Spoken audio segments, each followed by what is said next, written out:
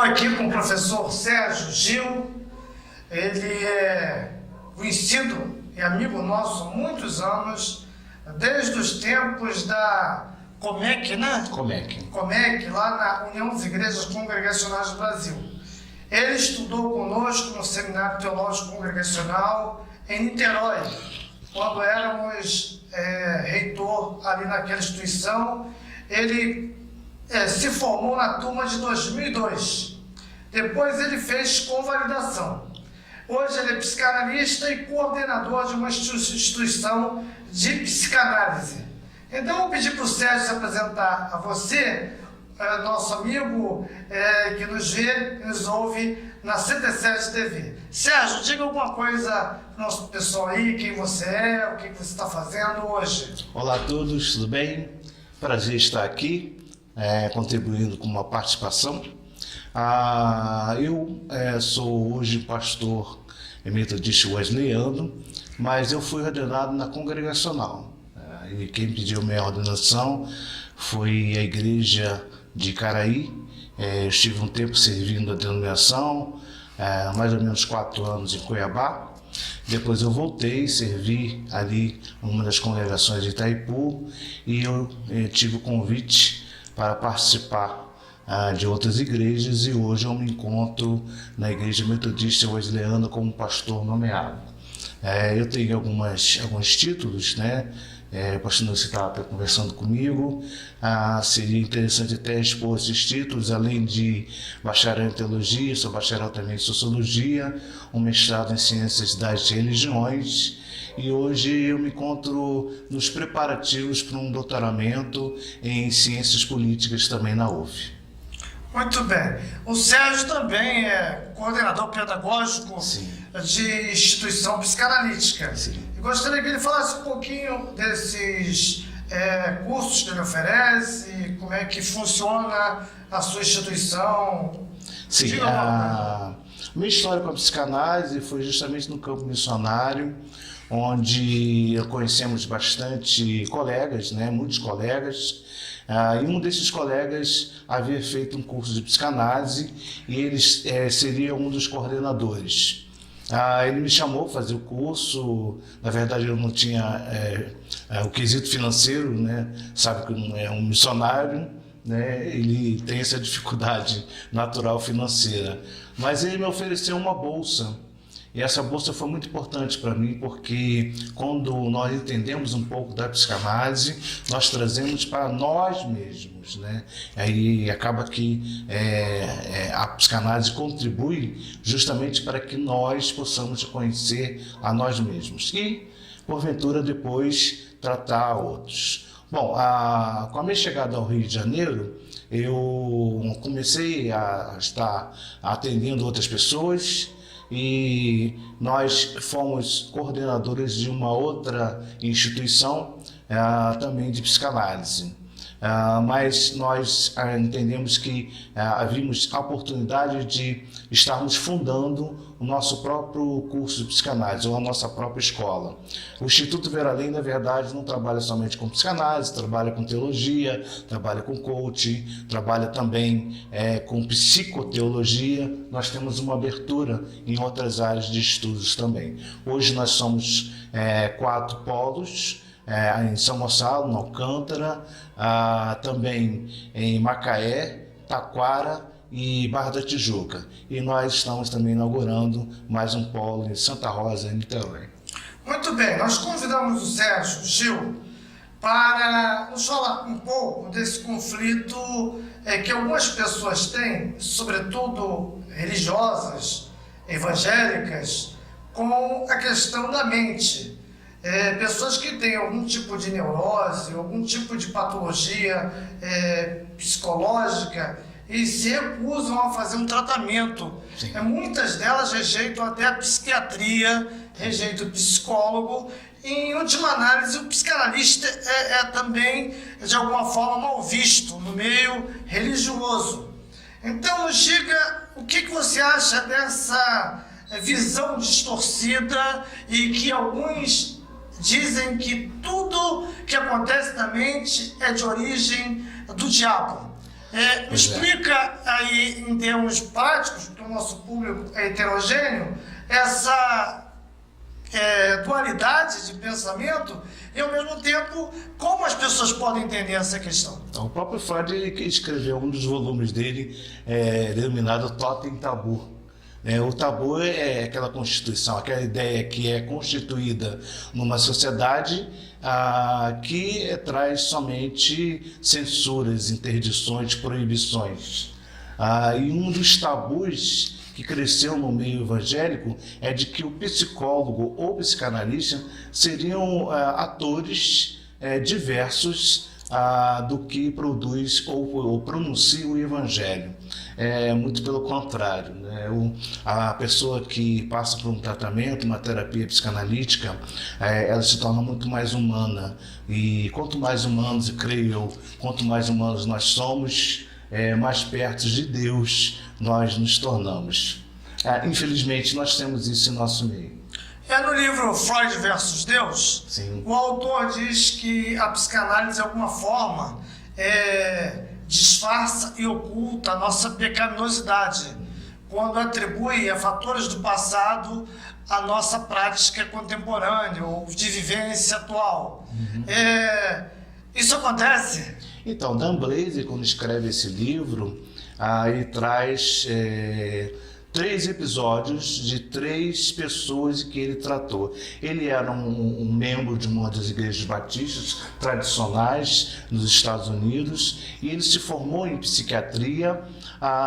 E nessa formação de psiquiatria, ele se ateve também aos problemas originados, não somente originados, mas problemas que são evidenciados, seria a palavra mais correta, evidenciados no meio evangélico.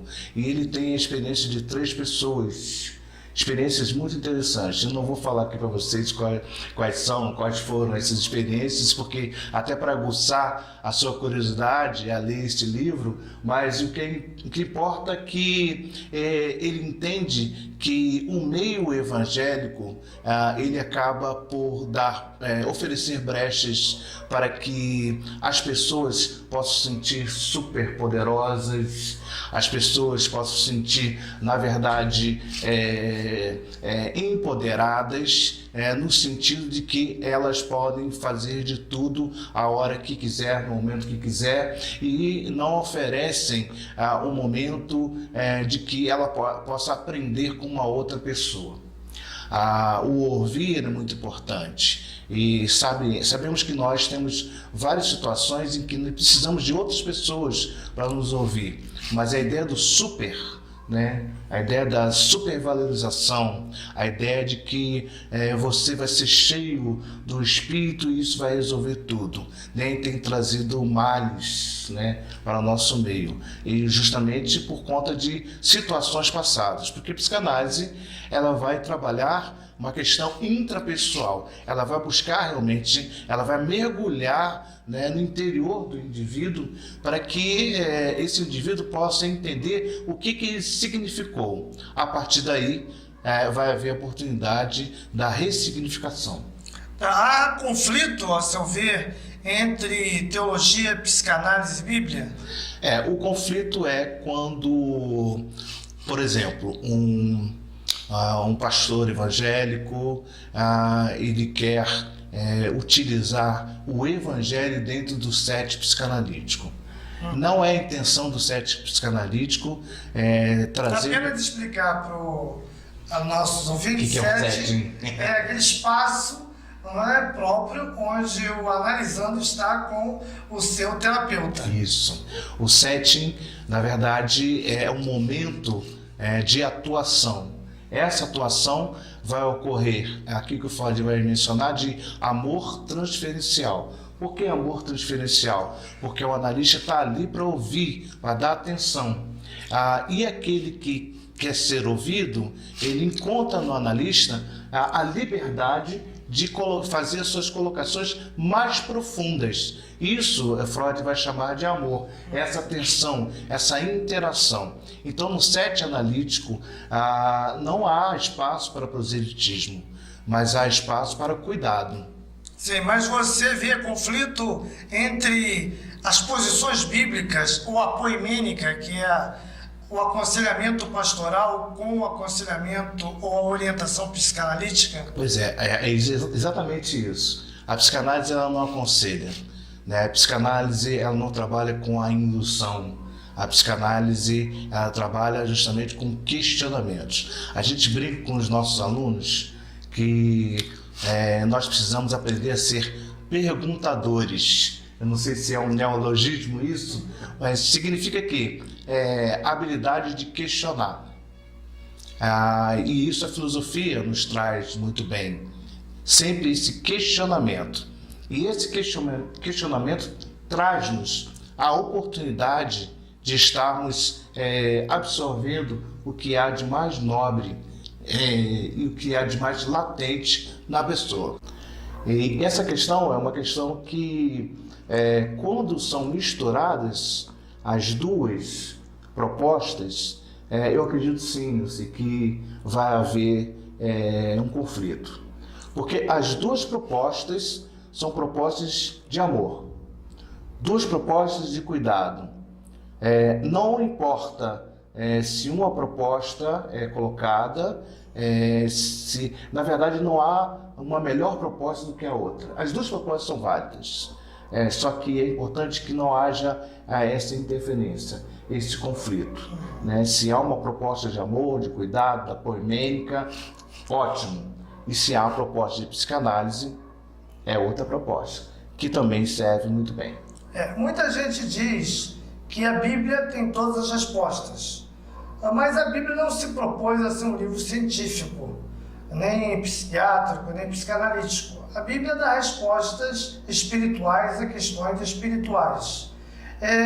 Se não fosse assim, nós não teríamos avançado em outros conceitos, como engenharia, ou, por exemplo, a arte da biologia. Tudo isso que a Bíblia não trata, porque ela não se propõe a tratar, fica na Bíblia. A gente tem que respeitar a Bíblia como um livro sagrado. Mas Deus nos permitiu ter homens com inteligência para abordar questões que a Bíblia sequer mensurava. Por exemplo, você sabe que durante muitos anos a teologia e a cultura judaica entendia que a sede dos sentimentos eram os rins ou até mesmo o intestino. E hoje a gente sabe que é a mente, é o cérebro, é a psique.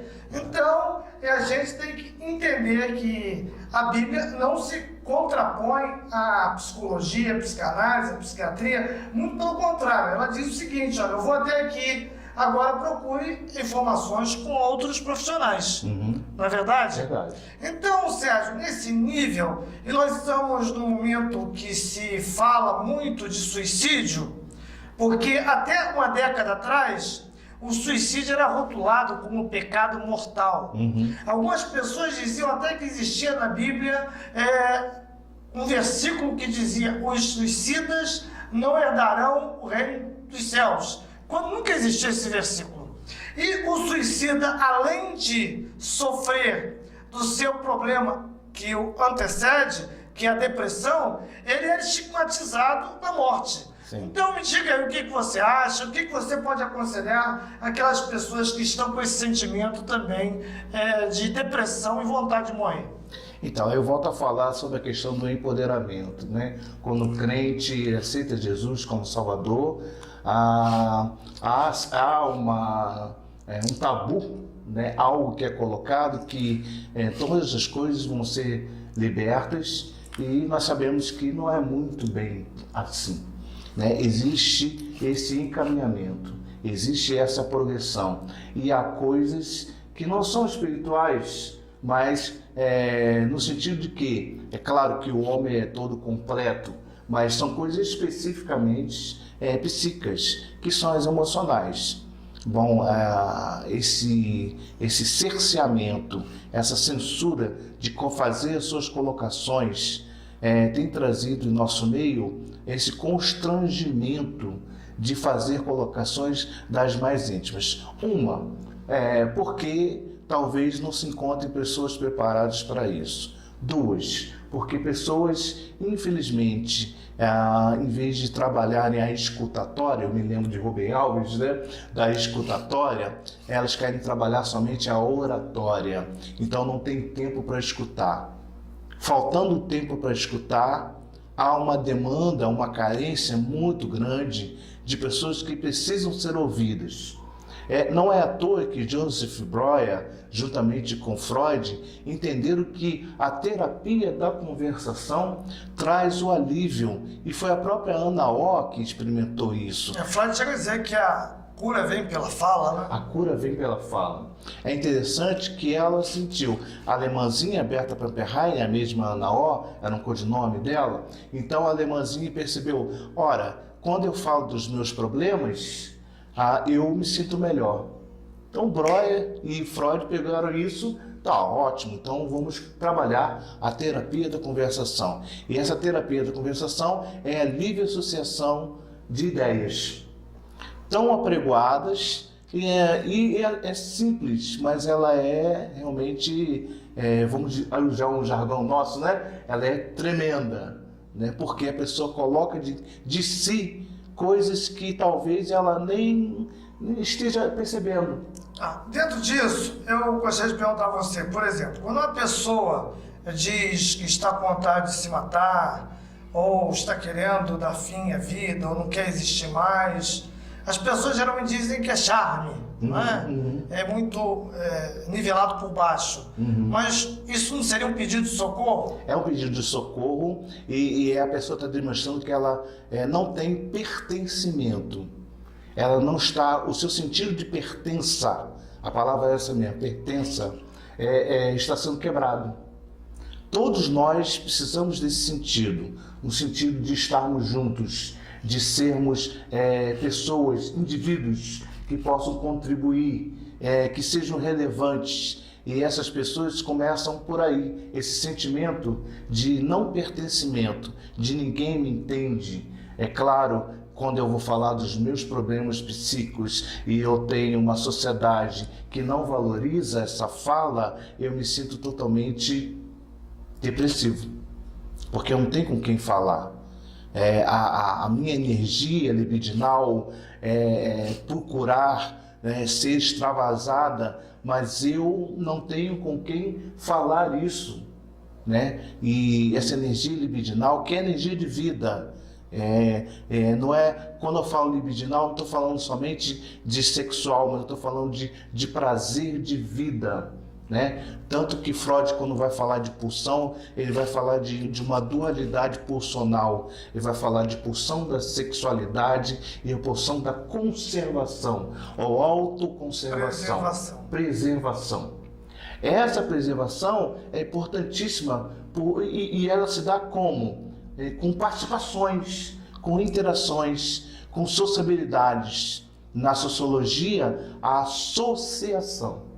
Então, essa importância do indivíduo e sociedade e indivíduo, que é o conflito da sociologia, né, é como nós vemos hoje em dia e podemos observar que quando a pessoa tem essa quebra, ela tende a se guardar. O homem, por natureza, é um ser gregário. Sim. Mas hoje nós temos muita gente, né? Em meio a multidões estão sós. Sim. Porque a sociedade é muito individualista. Verdade. E como sobreviver nessa sociedade pluralista, que é cercada de multidões, e você tem uma pessoa que se sente só? O que você recomendaria para essa pessoa? Pois é, buscar ajuda em grupos de ajuda. Grupos de mutualidade. Há vários grupos de mutualidade. Quando se percebe, por exemplo, que são atitudes repetitivas, os chamados TOCs, né? Transtornos obsessivos compulsivos, as neuroses. Você pode procurar, por exemplo, a ajuda de um grupo chamado N/A, que é um grupo bem famoso, né? Mas não somente os grupos. Tem o CVV também, né? Centro de Valorização da Vida. Ou buscar a ajuda de um profissional.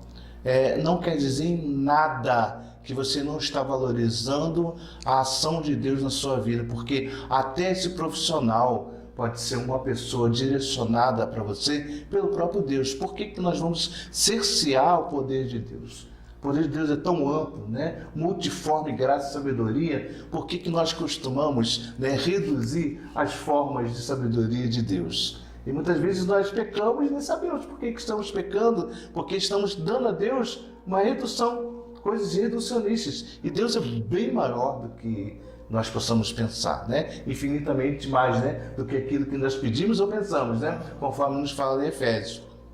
Interessante a gente pensar nisso.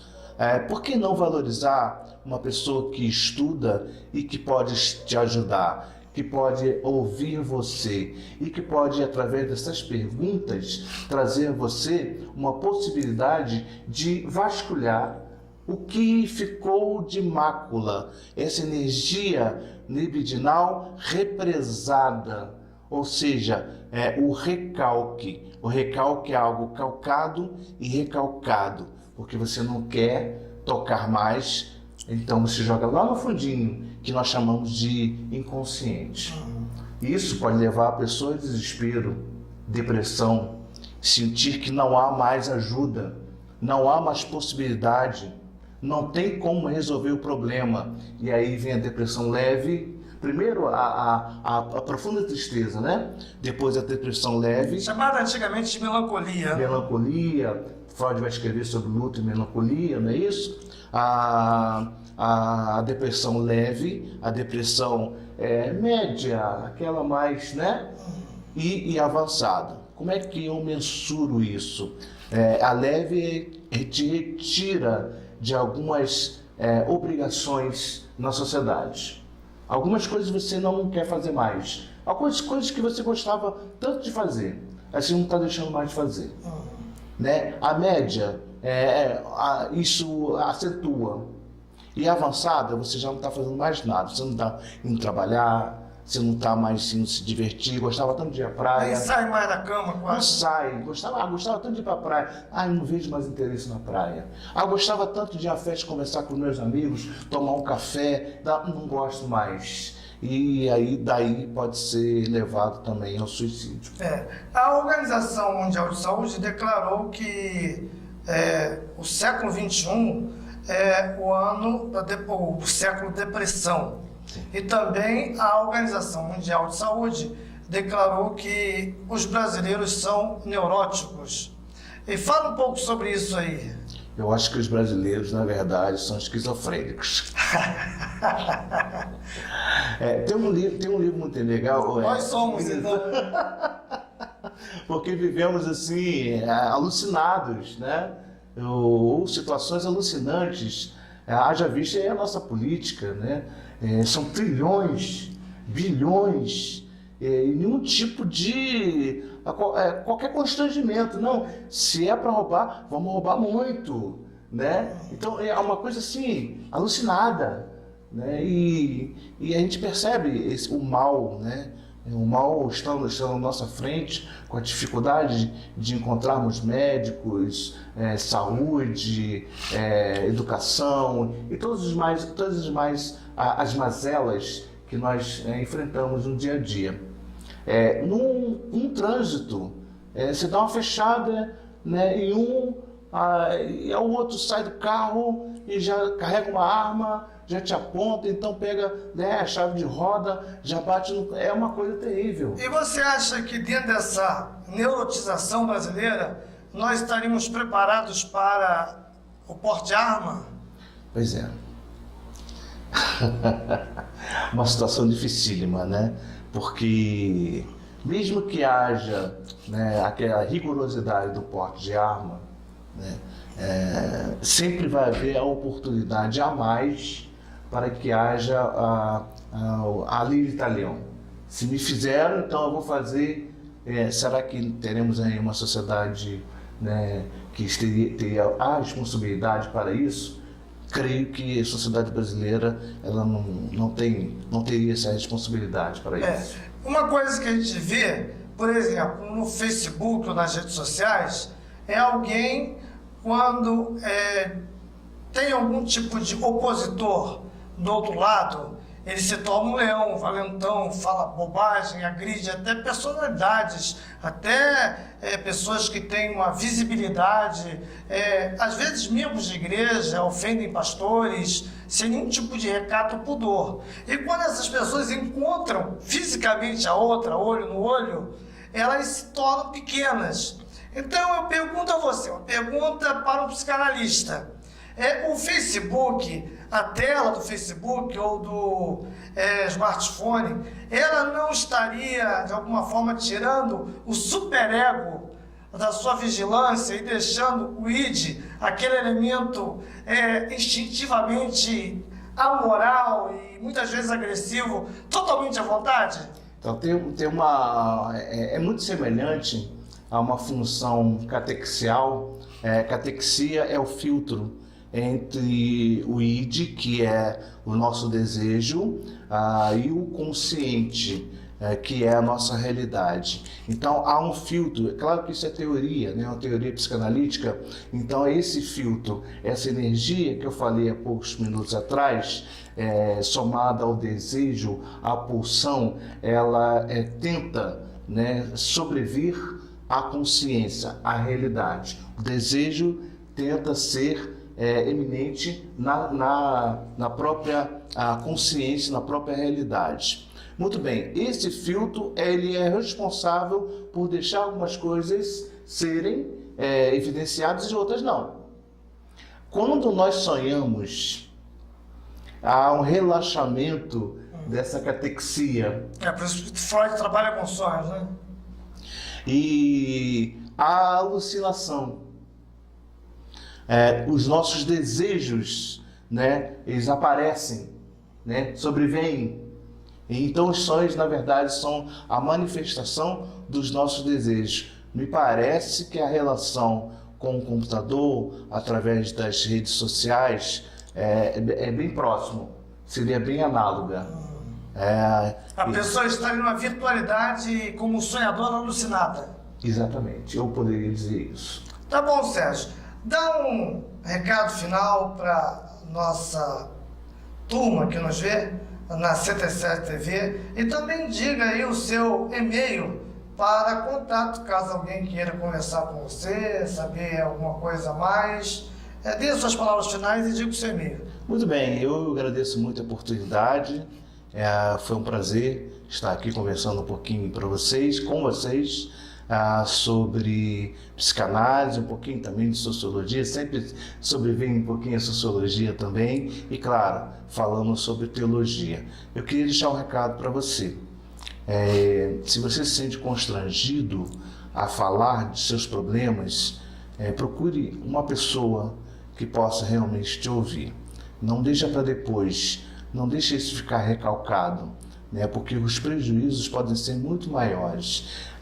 E não expõe as outras pessoas em ridículo porque elas estão procurando profissionais para que elas se sintam melhor. Porque, na verdade, a psicanálise é uma ferramenta importantíssima. Tanto quanto a psicologia, são ferramentas para que a pessoa se sinta melhor. E, ora, nós não queremos que amar o próximo. Amor é querer que a outra pessoa se sinta bem.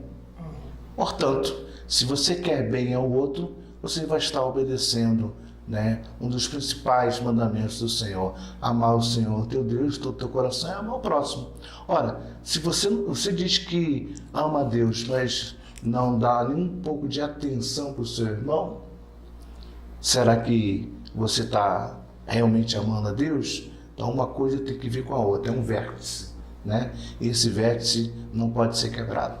O meu e-mail é prsergiogil@hotmail.com. Vai aparecer aqui na linha e você anota. De novo?